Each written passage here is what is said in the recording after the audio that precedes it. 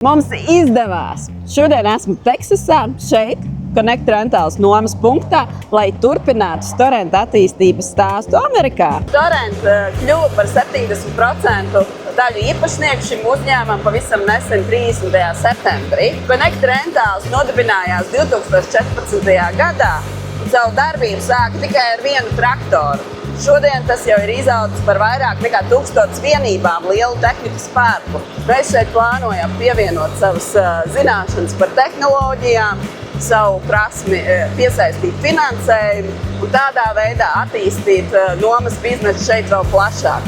Jo Amerikā ir lielākais tehnikas nomas tirgus pasaulē. Investējot Storrent obligācijās, tu kļūsti par daļu no Storrent attīstības stāsta. Šeit mēs redzam zināšanas par tehniku, klientiem, vietējo tirgu.